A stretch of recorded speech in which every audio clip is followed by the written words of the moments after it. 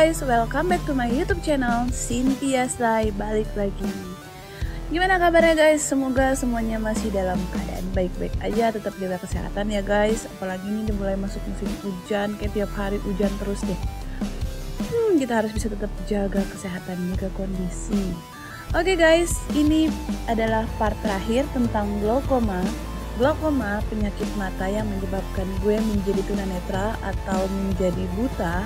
Ya, jadi buat para subscriber atau para viewers gue yang non tunanetra atau non disabilitas, gue harap yuk kita pakai kata-kata yang lebih halus untuk menyebut kami yang mengalami tunanetra dan disabilitas lainnya.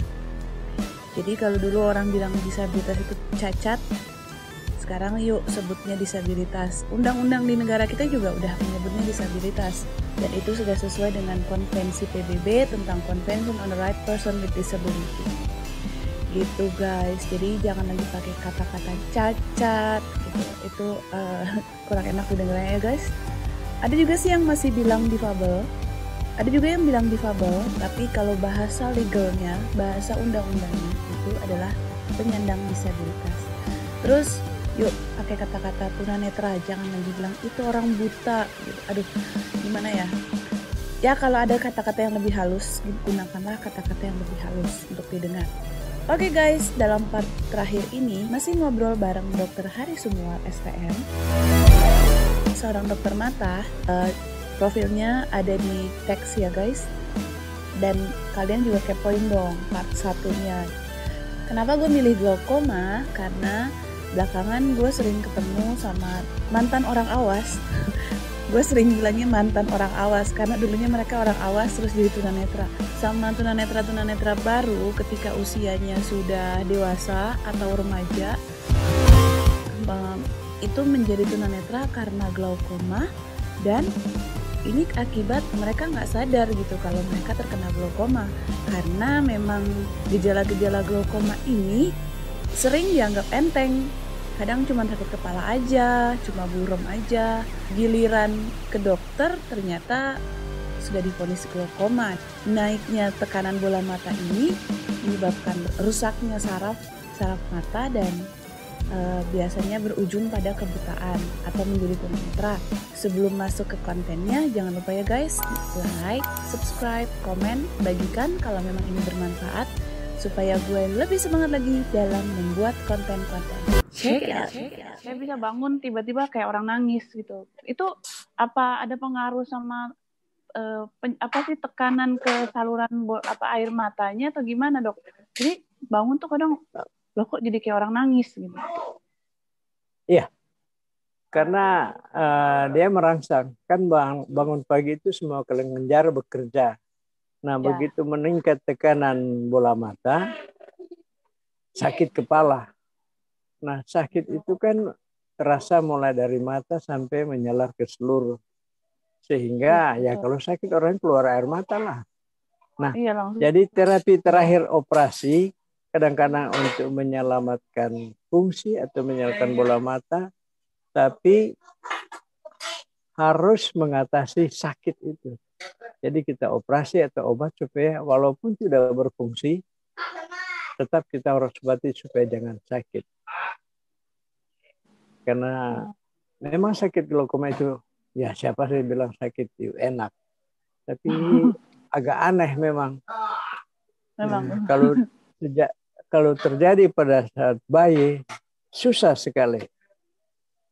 Tandanya pada bayi cuma matanya agak lebih besar karena terdorong. Oke, jadi mungkin physically kalau bayi bisa deteksi awalnya, kita bisa mulai mencurigai ketika matanya agak lebih besar dari umumnya gitu dok. Bisa nggak itu tanda awal bisa, untuk kejar? Atau mata anak gelisah terus lalu menangis padahal tidak ada sakit lain, tidak panas, tidak apa, cuman sakit. Nah itu kita bisa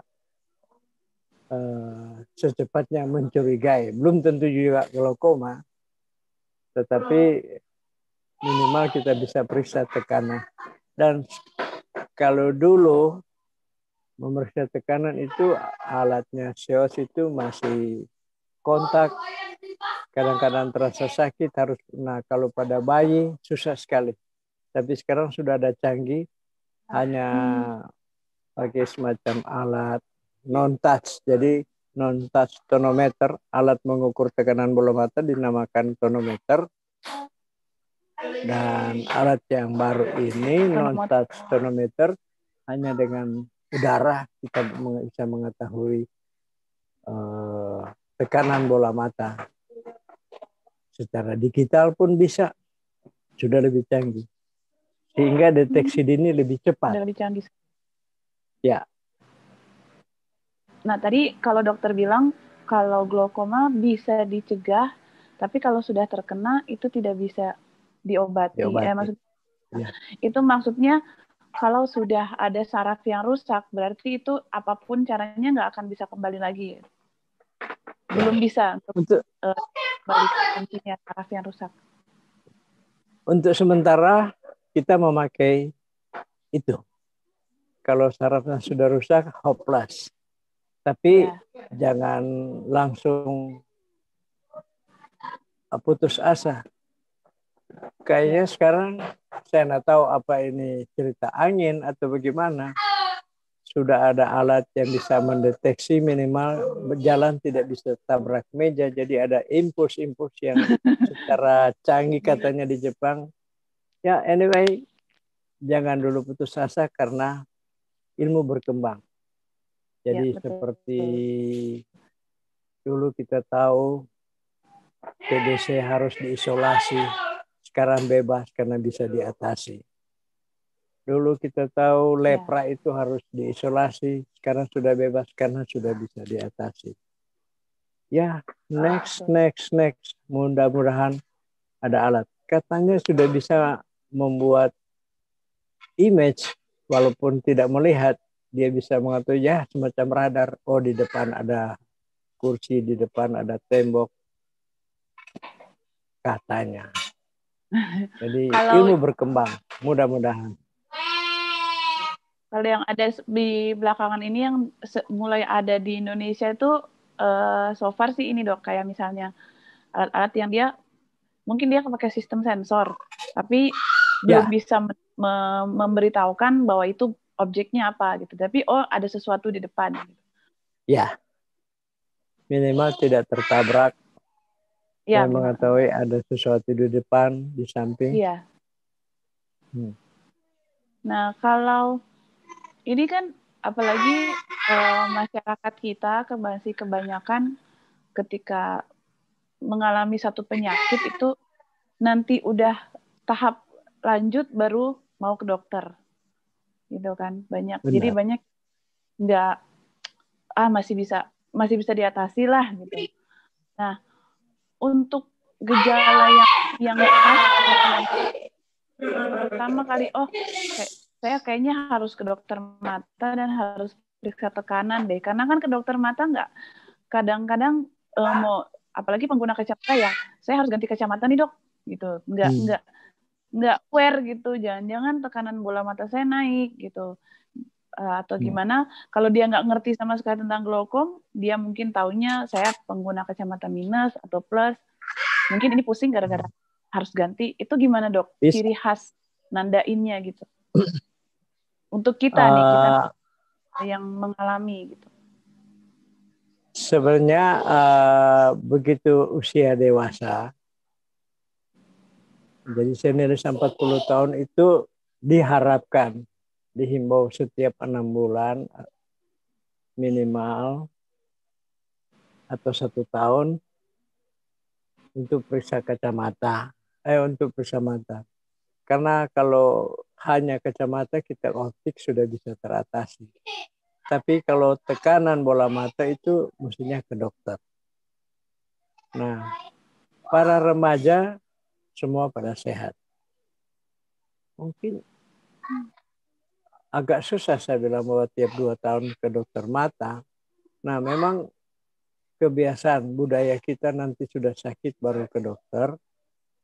Susah kita bisa menghilangkan, apalagi kalau di rural, di pedesaan. Iya. Anyway, sekarang kan sudah ada canggih. Nah, puskesmas itu adalah pelayanan kesehatan yang terdepan di depan. Sebenarnya harus memudayakan sakit atau tidak sakit setiap tahun itu memeriksakan diri. Nah, itu salah satu pencegahan yang terbaik. Ya karena budaya kita nanti sakit baru ke dokter susah dihilangkan. Termasuk saya juga walaupun saya dokter. Kalau mau ke dokter bingung. Tapi itu sesuatu yang salah, tapi harus tiap tahun itu saya harus ke dokter untuk memeriksa, apalagi di usia sudah lanjut begini. Jadi menjadi hidup di usia yang sesuai kualitasnya. Begitu Ibu Cynthia. Mungkin Jadi memang kita harus ini ya dok, harus aware sama diri kita sendiri. Ini saya ya setuju. Ya harus saya ini kok mata saya agak kabur gitu. Jadi kadang sekarang kan apalagi saking ini sibuk ya, kadang sibuk. Oke, kalau di pedesaan mungkin mereka kurang informasi apa sih glaukoma itu gitu, atau apa sih katarak itu, atau apa sih misalnya RP itu gitu kan. Nah, Ya. tapi kan kalau di kota lain lagi, aduh kalau ke dokter nggak ada waktu gitu. Nah, sebenarnya harus mulai dari kita ya, ketika kadang-kadang mereka mengatasi sendiri tetes mata, nggak taunya ya itu glaukom itu mencuri penglihatan gitu kan, dia nggak tahu tiba-tiba udah biasanya udah lanjut gitu. Ya betul sekali itu, hati-hati obat tetes. Sedangkan obat tetes yang artificial tears itu cocok-cocokan, ada yang tidak cocok, ada yang cocok. Nah, yang kita takutkan adalah obat-obat yang mengandung bahan tertentu yang tiap kali mata merah atau setiap sakit ditetes obat itu, pelan-pelan obat tersebut yang saya bisa sampaikan yang mengandung kortikosteroid haruslah sesuai dengan petunjuk dokter. Biasanya dokter memberikan obat tersebut paling tinggi 1 minggu. Itu pun bertahap turun. Kalau dia pakai itu terus, begitu sakit dia tetes, hilang sakitnya, biasa lagi. 1 bulan kemudian dia sakit. Begitu dokter. Nah, 1 tahun, 2 tahun kemudian dia jadi peningkat tekanan intra mata itu meningkat. Penyebabnya ada di dalam. Bisa, banyak. Dan itu banyak. Jadi hati-hati ke apotek membeli obat yang tanpa resep dokter. Kadang-kadang dia rasa cocok. Kadang-kadang pun dia dapat resep dokter. Misalnya mata merah atau gatal. Dia memakai obat tersebut. Dia rasa enak. Padahal obat itu saya pikirnya kan cuma 3-4 hari stop. Langsung stop. Tapi dia simpan. Atau begitu dia rasa gatal lagi, dia pergi beli obat itu tersebut. Dia pakai merasa lagi. Cocok. Merasa cocok. Nah, kortikosteroid kadang-kadang itu obat aneh, hebat, tapi ada dampak negatifnya. Begitu pakai, penyakitnya belum hilang, rasanya sudah enak. Sakitnya jadi sudah hilang, tapi penyakitnya tidak hilang. Iya, Dan akibat negatifnya, lama-lama kalau pemakaian terlampau lama akan meningkatkan tekanan bola mata sendiri. Jadi kalau memakai obat dari dokter, ikutilah saran dokter berapa lama 1 cure. Jangan membeli obat anti-infeksi, anti-gatal sendiri tanpa, atau bisa saja kalau dalam keadaan tertentu, tapi lihat aturan pakai di dalam dan berapa lama dipakai. Kalau dia pakai per tahun, 4 tahun kemudian dia tekanan bisa jadi glaukoma. Ya. Menarik. Ya kadang-kadang ya gitu, kita mau berusaha mengobati mata sendiri. Pakai ini enak kok, ditetes ini adem matanya gitu. Mungkin cuma capek aja, apalagi mungkin terlalu sering lihat komputer, layar monitor, lihat gadget, betul. nah gitu. Pokoknya dia berasa, oh ditetes pakai obat ini enak kok abis itu. Nah akhirnya jadi kayak tergantung sama obat itu, Dok. Iya, memang kortikosteroid itu membuat orang tergantung karena enak. Nah, jadi penyakitnya belum hilang, tapi rasa sakitnya sudah hilang. Penyakitnya belum hilang, perasaan sakitnya udah hilang dan enak di mata. Kadang-kadang di kulit pun enak dia. Kita kan kadang-kadang tanda kita sembuh itu ketika sakit udah nggak ada, gitu kan? Orang biasa begitu. Tapi kita nggak tahu apa yang terjadi di dalam. Sakitnya sudah hilang, penyakitnya belum. Iya, betul. Nah, ini menarik nih masalah obat nih, Dok. Dulu waktu saya inget banget tuh kalau saya mau minum obat, apalagi kan waktu anak-anak ya, terus karena kadang-kadang kan suka sembarangan dengar temen bilang, oh kalau panas minum ini aja, minum itu aja. Tapi papa tuh selalu bilang, kamu tuh punya sakit glaukoma, kamu tuh glaukoma, dan ada obat-obat yang kontra sama glaukoma. Jadi itu benar ya, Dok? Benar. Ya salah satu itu kortikosteroid itu. Dia bisa dalam bentuk tetes, dalam bentuk minum pun ada. Bahkan tekanan darah manusia juga bisa ditingkatkan oleh pemakaian lama dari kortikosteroid. Itu hanya salah satu contoh. Jadi seandainya mau pakai kortikosteroid harus dengan petunjuk dokter karena itu ada batasannya. Itu pun dia akan turun sampai selesai, bukan merata terus memakai. Kalau sakit minum. Dosisnya. Iya, dosisnya akan turun. Oke. Itu pentingnya, makanya selalu kalau iklan obat tuh baca petunjuk pemakaian. Kontraindikasi itu harus dibaca gitu. Kadang kita kan dengar obat dari teman ini belum tentu cocok buat kita gitu. Nggak taunya tiba-tiba itu memicu naik tekanan bola mata, ini bahaya. Betul. Wah, kalau ini dokter, kalau makanan kira-kira ada nggak dokter yang bisa memicu? Itu makanan relatif. Ya, makanan sehat, no problem. Tidak ada pantangan. Tentunya khusus untuk mata ya. Tapi kalau kedampak ke tubuh lain ya tentunya kalau terlalu banyak makan lemak, ada segi usia sudah lansia tentunya harus mengurangi karena kolesterol. Tapi untuk mata relatif hampir tidak ada pantangan. Ya, saya pernah dengar beberapa teman-teman yang glaukom itu mereka merasa tekanannya naik kalau misalnya minum kopi.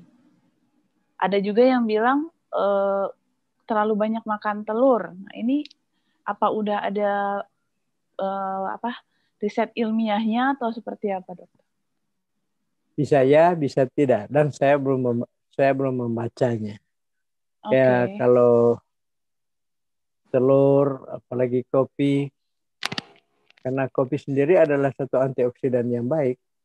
Cuma kalau berlebihan juga, ya sesuatu yang berlebihan tentunya ada dampak negatifnya. Dan paling bagus kalau memang ada penelitian ya bisa kita sampaikan, kita sharing. Karena kadang-kadang saya baca, kadang-kadang saya tidak baca. Itu perlunya sharing informasi. Nah, begitu Ibu Cynthia.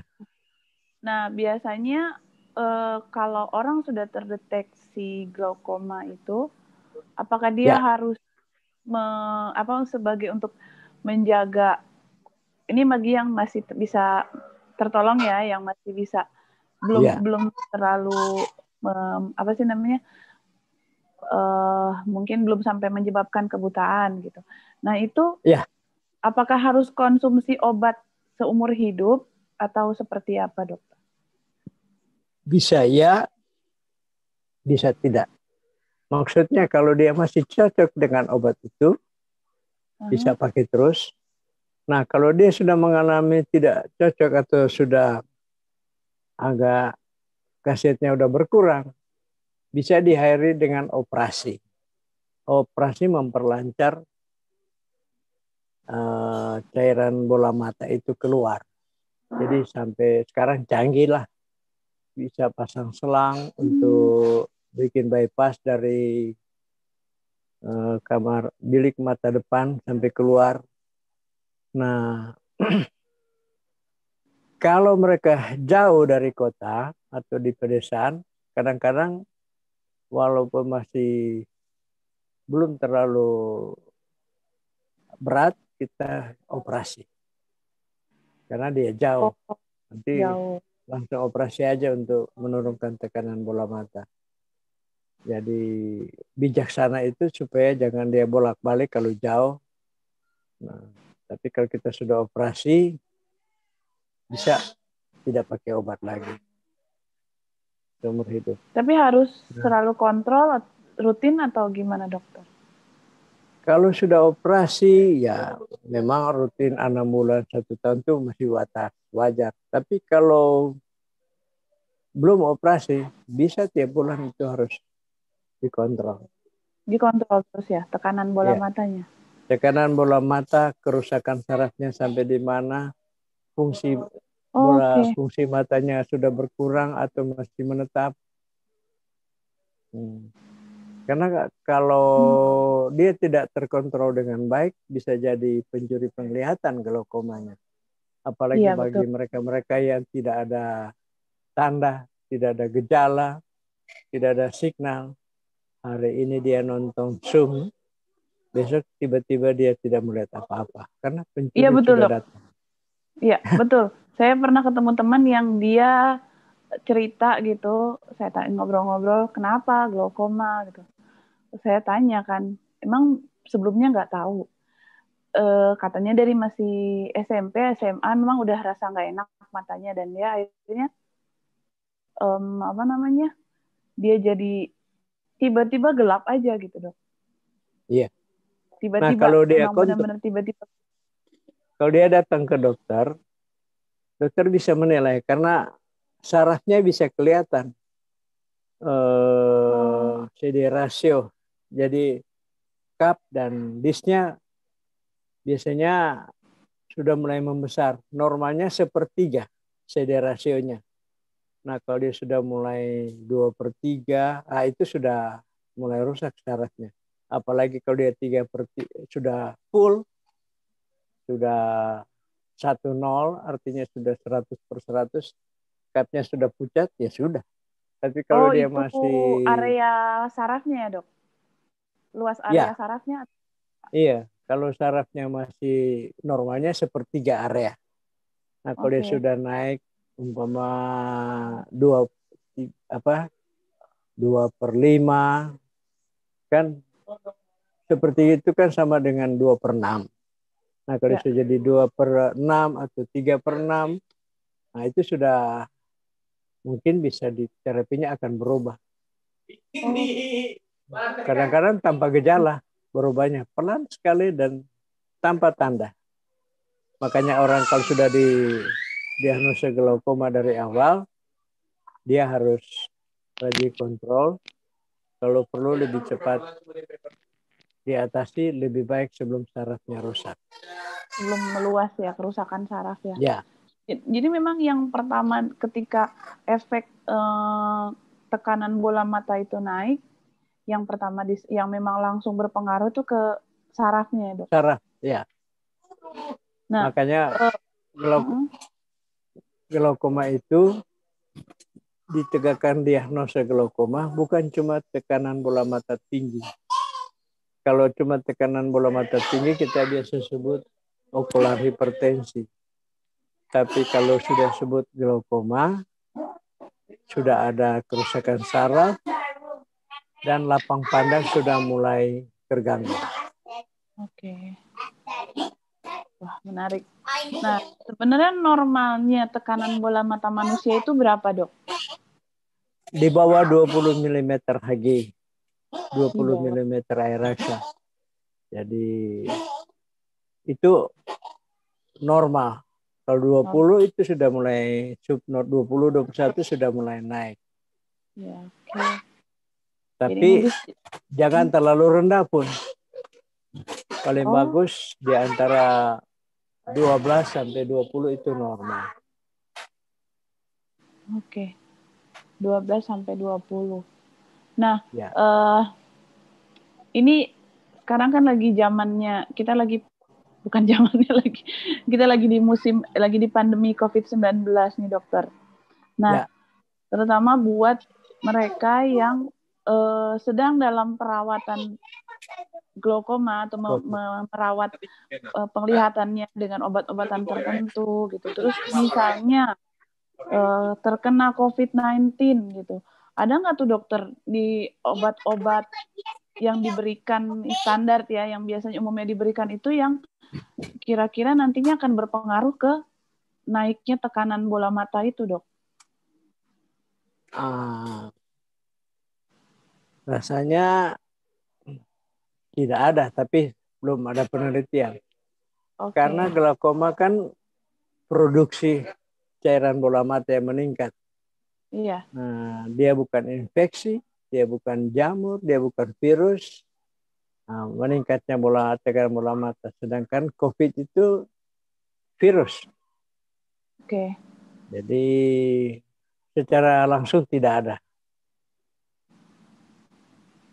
Tapi apakah Mungkin.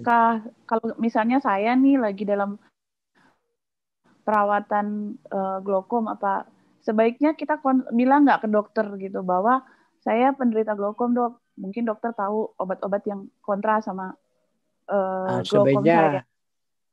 Walaupun saya sudah sampaikan bahwa tidak ada pengaruh langsung, tapi sebaiknya semua konsumsi obat yang kita lagi pakai disampaikan.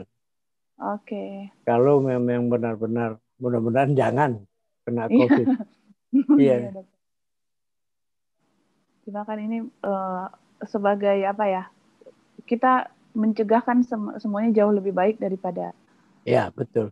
Jadi kontra di obat-obatan yang kita gunakan kan itu, aduh, bisa fatal akibatnya, dokter. Ya, betul. Bahkan dulu ada orang menganjurkan minum 1 liter air pagi hari itu untuk kesehatan. Betul. Pernah dengar kan? Iya, betul. Tapi kalau Anda mempunyai tekanan bola mata yang tinggi atau mata yang hipermetrop, kacamata plus, itu sebaiknya jangan. Oh gitu, dokter? Iya, karena minum banyak itu akan trigger untuk tekanan bola mata yang tinggi juga akan meningkat. Apalagi di pagi hari. Wah, ini saya termasuk yang jadi minumlah. Itu saya boleh. Suka minum banyak gitu. Boleh, tapi jangan sekaligus umpama 1000 cc sekali. Jangan. Bahkan sekarang orang yang sakit jantung sudah dikurangi juga minumnya karena membebani jantung. Minum. Menghilangkan haus. Oke. Tapi nggak ada orang minum haus 1 liter kan. Langsung 1 liter habis gitu, dok. Iya. Oh, itu bisa berpengaruh. Wah. Bisa. Makanya dia bisa menyebabkan tekanan, makanya terutama bagi mereka yang kacamata plus atau hipermetrop karena bola matanya kecil, kalau dia minum banyak itu penelitian sudah banyak dilakukan, dia bisa menyebabkan peningkatan tekanan bola mata. Oh begitu, wah, ini baru nih. Makanya ilmu itu terus berkembang ya, dok. Yang dulunya katanya boleh begini. Iya. Tapi silakan aja. Cuman kalau dia orang kalau normal mungkin enggak. Tapi sebaiknya jangan juga berlebihan. Semua itu bagus kalau tidak berlebihan. Minum air putih bagus, tapi jangan berlebihan.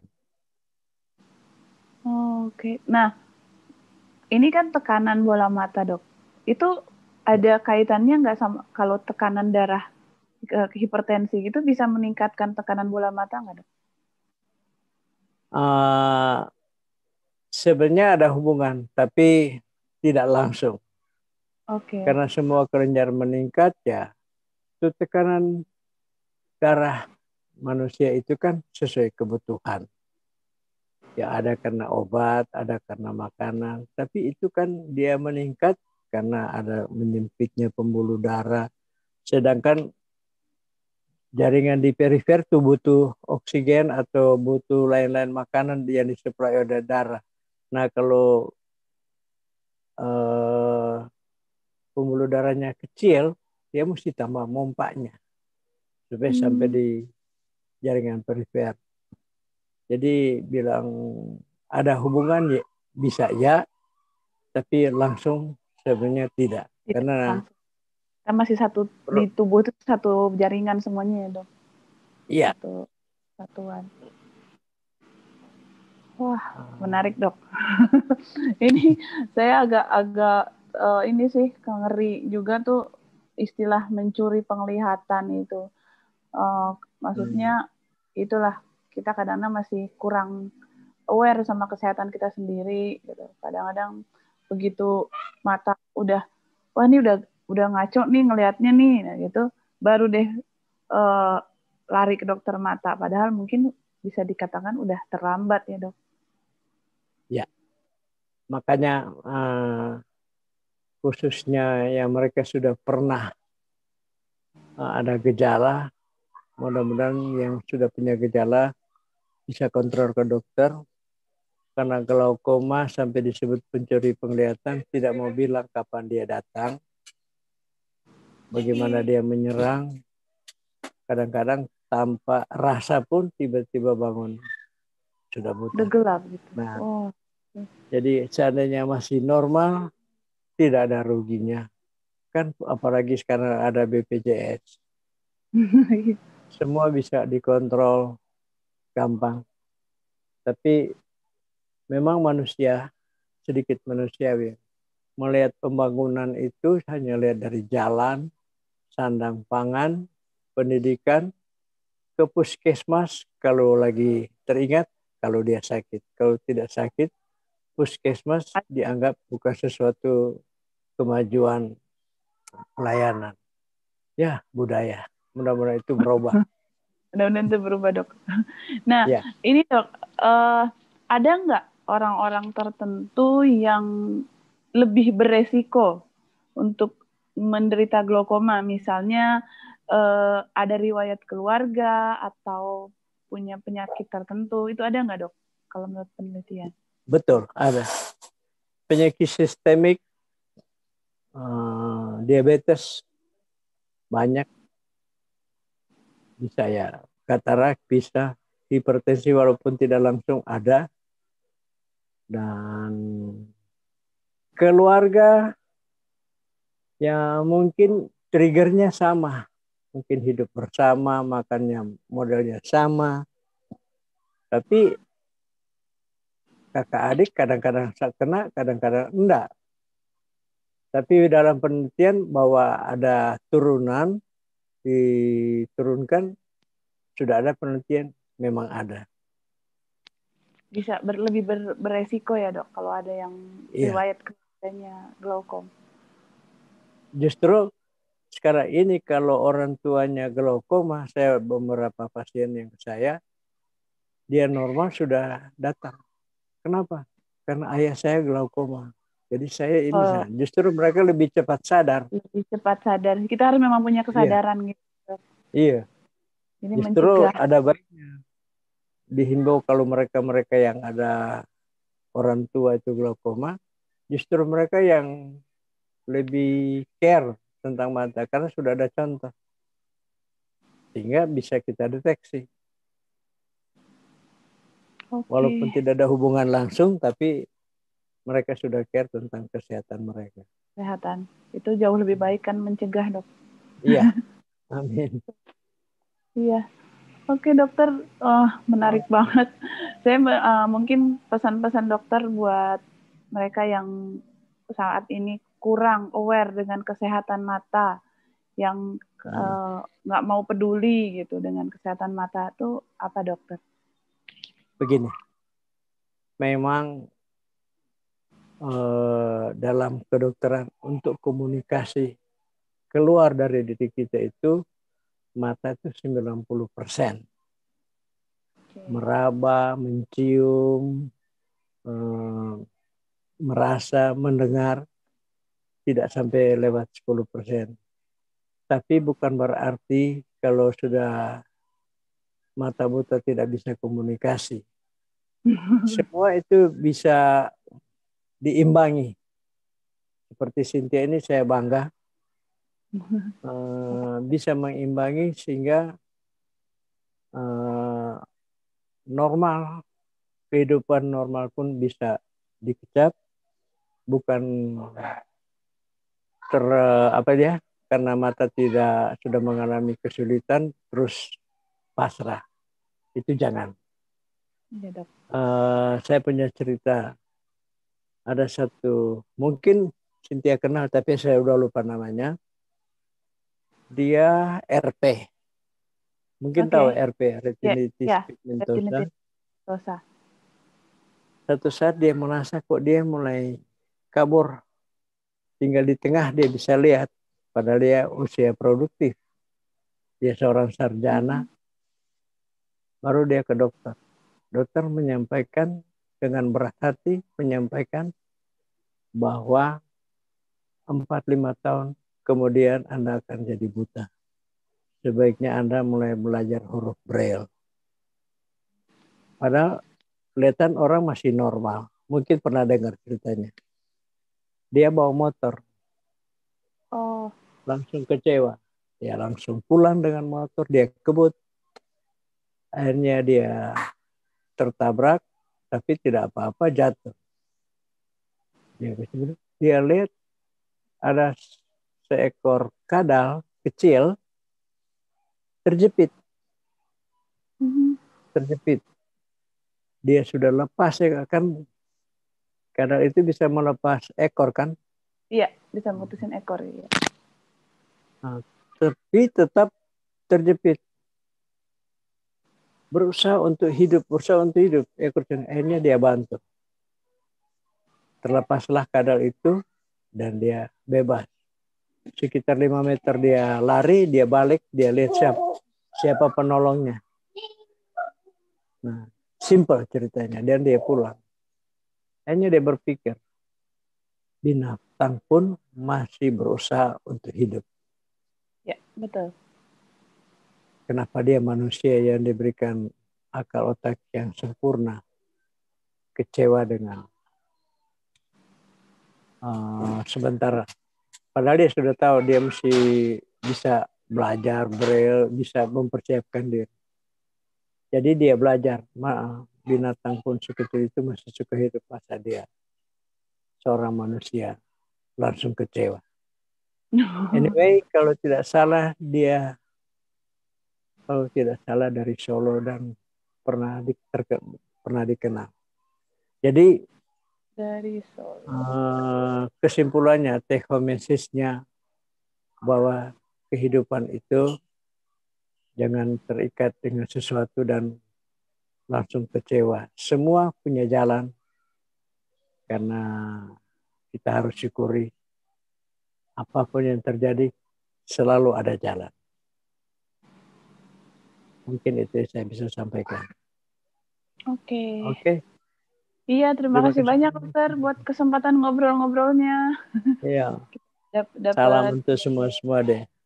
Iya, dapat informasi baru lagi. Semoga teman-teman di luar sana yang view konten ini jadi lebih peduli lagi sama kesehatan mata. Dan buat aku dan teman-temanku yang sesama tunanetra atau yang mungkin masih baru jadi tunanetra, ya hidup nggak berakhir ketika satu atau lebih indera ya kita tidak berfungsi. Itu hidup tidak berakhir karena Tuhan pasti punya rencana buat kita semua, gitu kan dok.